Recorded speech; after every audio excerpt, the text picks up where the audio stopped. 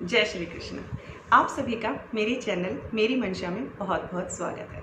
मैं वर्षा और आज मैं आपके साथ कुछ ऐसी जानकारी शेयर करना चाहती हूँ जिसके बारे में हमें कम या ज़्यादा सबको पता होता है, लेकिन क्या सावधानियाँ क्या असावधानियाँ, इसका प्रयोग कैसे करना है, ये सब जानकारियों के लिए आप मेरी वीडियो को पूरा देखिए।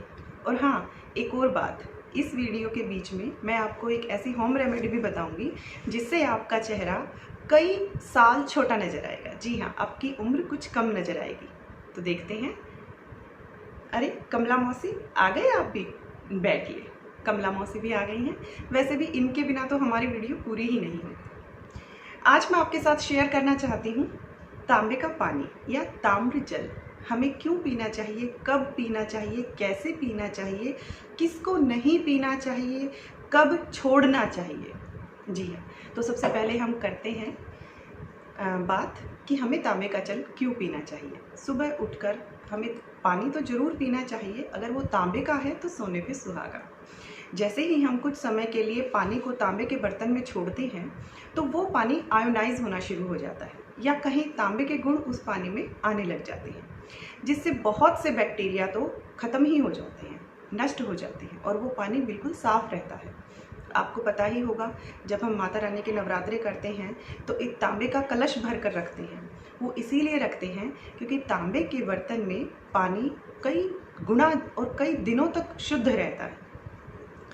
अब हमारे शरीर में तांबा, हमारा शरीर अलग अलग तत्वों से मिलकर बना है, तो हमारे शरीर में तांबा नहीं होता। तांबा हमें अपने शरीर के लिए बाहर से ही लेना होता है, तो उसका सबसे अच्छा स्रोत तांबे का जल है, या जिसे हम ताम्र जल भी कहते हैं। इसके अलावा तांबा हमारी बहुत सी बीमारियां जैसे थायराइड, हमारे बाल झड़ना, दांतों में कमियां, हमारे जो मेमोरी है उसको इंक्रीज़ करना, हमारी बॉडी में एंटीऑक्सीडेंट्स को इंक्रीज़ करना, इसके अलावा भी बहुत सारे गुण हैं जो तांबे का पानी पीने से हमारे शरीर को प्राप्त होते हैं। अब हम चलते हैं, हमें तांबे का पानी कैसे पीना चाहिए। हमें तांबे के पात्र को शाम को भरकर रख देना चाहिए, लेकिन इसके साथ एक सावधानी भी बरतनी चाहिए कि हमें तांबे का पानी ज़मीन पर नहीं रखना है। कई घरों में बहुत बड़े बड़े घड़े होते हैं जो भरकर ज़मीन पर रख दिए जाते हैं, उसका फ़ायदा हमें नहीं मिलेगा। हमेशा तांबे के पानी को किसी लकड़ी के गत्ते या प्लास्टिक की ट्रे पर रखें, जिससे कि हमारी जो पृथ्वी का गुरुत्वाकर्षण बल है वो उस पानी के गुण को ख़त्म ना करे। अब मैं आपको बताती हूँ कि पानी कब नहीं पीना चाहिए। आपको पता है, हमारे शरीर में तांबा एक मिनरल की तरह काम करता है। उसकी कमी हमारे शरीर में बीमारियां पैदा करती है। इसी तरह उसकी अधिकता भी हमारे शरीर के लिए अच्छी नहीं है। तो हर 2-3 महीने बाद हमें 1 महीने के लिए तांबे का पानी पीना छोड़ देना चाहिए। अब मैं आती हूँ आज की रेमेडी के बारे में, जिसे अपना कर आपकी उम्र 4-5 साल तो कम हो ही जाएगी। आपके चेहरे की जितनी भी झुर्रियाँ हैं या ढीली त्वचा है, इस रेमेडी से काफ़ी हद तक ख़त्म हो जाएगी। और आप जब इसे रोज़ाना करेंगे तो आप यकीन मानिए, इट्स लाइक अ मिरेकल। चलिए शुरू करते हैं। तो सबसे पहले हमें लेना है तांबे में रखा हुआ पानी। आपको इस तांबे में रखे हुए पानी को अपनी हथेली के ऊपर 1 चम्मच लेना है। इस हथेली पे रखे हुए पानी में आपको 5 to 10 ड्रॉप्स नींबू का रस निचोड़ना है, और इसके साथ कुछ भी नहीं। हो गई आपकी रेमेडी तैयार। अब हमें इसको एक बार मिला लेना है, और चाहे तो आप कॉटन ले सकते हैं, कॉटन को अपने चेहरे पे अप्लाई, इसको लेकर कॉटन से अपने चेहरे पे अप्लाई कर सकते हैं, या फिर आप दोनों हथेलियों पर लीजिए। थोड़ा सा नीचे टपके टपक जाएंगे तो आप इसकी न्यूज़पेपर वगैरह नीचे रख लीजिएगा। तो दोनों हथेलियों पर लीजिए, इसे पूरे हाथ पर फैलाइए और अपने चेहरे पर आराम से अप्लाई कर लीजिए। जब आप इसे अपने चेहरे पर अप्लाई कर लेंगे, within 2-3 minutes it will be dry, और सो जाइए। ये रेमेडी आपको रात को करनी है। आप सुबह उठ के भी कर सकते हैं, कोई दिक्कत नहीं है। रात को करें तो पानी को सुबह भर के रखते हैं, और आप कुछ दिनों में ही आपकी त्वचा में एक कसावट महसूस करेंगे। ये एक टोनर की तरह आपके चेहरे पर काम करेगा। तो आशा करती हूँ आज की रेमेडी आपको बहुत पसंद आएगी। अपने जीवन में ताम्र जल के लिए एक विशेष स्थान रखिए। अगर आप नहीं पीते हैं तो उसे पीना शुरू कीजिए। और सबसे पहले तो हम तांबे का पानी पीने के लिए तांबे के बर्तन को निकालेंगे और उसकी हालत कुछ इस तरीके की होगी। ओके, तो मैं आपको बिना किसी झंझट के इसको साफ करना भी बताती हूँ। अगेन आपको लेना है टोमेटो केचप, आप इसकी जगह दही भी ले सकते हैं। और आपको लेना है टोमेटो केचप। इस टोमेटो केचप में आपको मिलाना है बेकिंग सोडा। जैसे ही आप इसमें 1 चम्मच बेकिंग सोडा मिलाएंगे,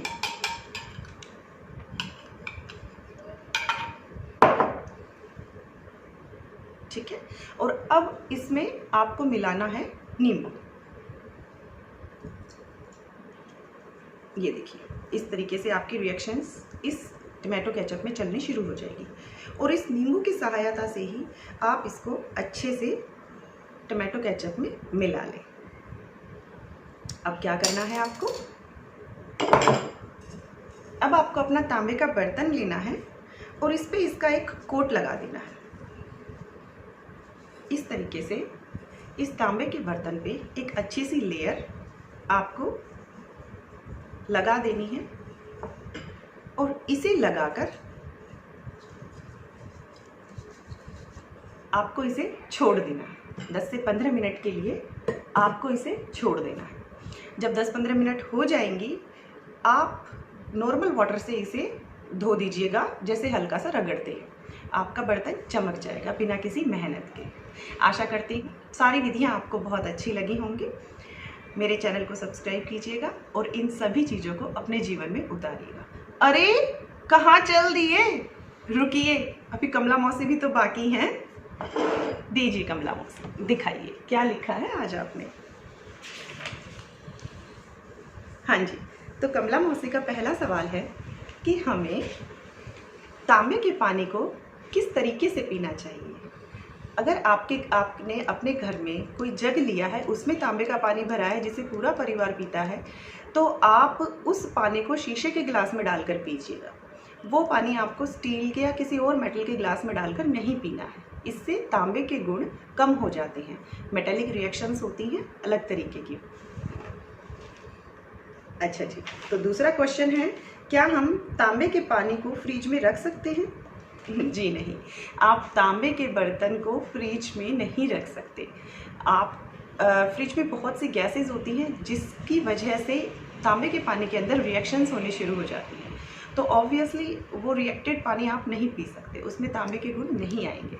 तो आप अच्छा यही है कि आप इस तांबे के पानी को सुबह उठकर एज इट इज़ पीजिए। हो सके तो इस तरीके के छोटे छोटे गिलास अलग अलग भर के रखिए, और अगर आपको एक बड़ा जग भर के रखना है तो उस पानी को आप शीशे के गिलास में डालकर पीजिएगा। यह हमें किस किस बीमारी से बचाता है मैंने आपको पहले ही बताया है। ये हमें थायराइड, हमारे बाल झड़ना, दांतों में कमी, हड्डियों की प्रॉब्लम, अर्थराइटिस, इस सब से हमें बहुत बहुत सुकून देता है।